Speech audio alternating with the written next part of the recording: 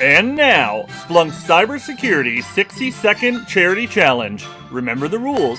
You've got to get through an entire subject in 60 seconds, or you donate to today's charity of choice. Good luck! We have a very important charity we're going to donate to this year or this week. Mick, who do we have on? We've got the Red Cross in Ukraine and everything that's going on now. I think they're all using help. If you can donate, please donate.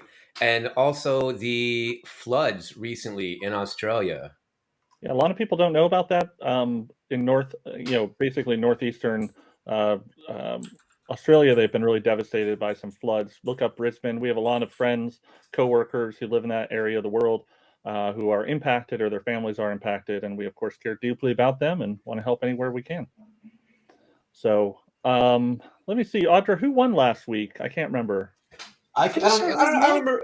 It was Mick, wasn't It was it? Mick. Oh crap! All right, well, Mick, you dealer's choice. All right. So our topic's going to be, hey, legislation, incident reporting to CISA is a good idea or a bad idea. And that's our charity. I won, so I believe I will go first. Ooh, bold move. And then you can challenge. Drew, you ready? All right. So I feel like we've danced this dance for a while, and whatever mildly illogical straw man in the background scaring away dissension from my old McDonald's farm. Incident reporting is not new, and it's largely ineffectual for the most part, just like that scarecrow.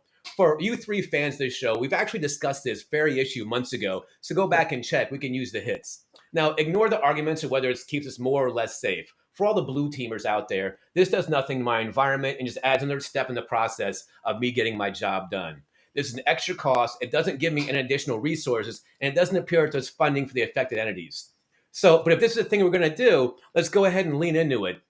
And instead of just mandating incident reporting, go ahead and mandate all of your patching and multi-factor. But this time, put some actual penalties and teeth behind it for non-compliance. Incident reporting is great, but it doesn't affect the affected entity until further down the road, just our metrics. So I don't think it's worth it. Wow, perfectly timed. Okay, let's roll clip there, Drew. So this is more of a Kovar rant of what really grinds my cyber gears than a sort of direct defense against cyber incident reporting. As Mick said, incident reporting mandates are not new. I can find legislation at least back to 2015 where Defense Industrial Base, or DIBS, were required to report incidents to the Department of Defense on a website. The issue, however, from me as a point of view of someone who used to have to do this, is not when do I declare an incident, is what the hell is an incident? And we can get down to the nitty gritty of defining X, Y, and Z, but you really run into problems just practically applying this sort of legislation at a blue team point of view. Is an incident when you get a spear phishing? Is it when you detect a actual outbound transmission? Who declares the incident? Some of this will get ironed out, some of it will not. So for me, when I kind of go through this, those are the bigger areas that need to get defined before this bill will be useful. And as Mick said, there's no funding and there's a lot of things that need to be ironed out. However, I think it is a good idea because until you understand the scope and scale of what is happening in the U.S. government and the corporations, it's hard to defend. Wow. All right. Well, I think this week I don't need to put it up to a vote. I know last week I needed some input, but I do think that, Ryan, your point about what exactly is an incident is a really great thing to mention, Victory is because mine. that is a good question. What is an incident? There's so many things that could I qualify. think it's defined in NIST. Yeah, so I think this week I'm going to go with you as the winner. There we go. Well done. I don't like this We're game. peanut buttering. Drew, you always disagree and pick Mick. Who won this time? He's going to tell us. I don't know. I think I agree with Audra.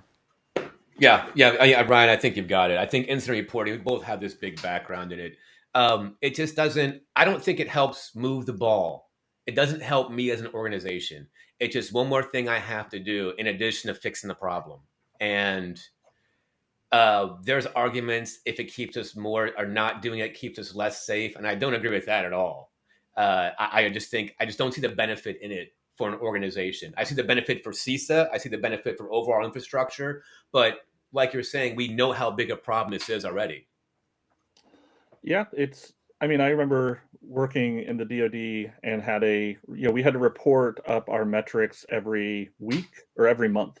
And we would then we had a new boss come in at some point who said, "Oh, I want you to report on metrics on this date to roll up." And I was like, "Oh, but that's not what we were doing before. That makes us look much better." He's like, "Yeah, I know." I was like, "But that's not the actual." He's like, "Yeah, I know. This is what But we're it's the doing same here." thing. You've the all the data calls you and I have had to do throughout our career, right? Hey, Heartbleed, send me a list of all your systems, and like that Bugs Bunny meme, just would not happen by the date. Drew, you know exactly what I'm talking about.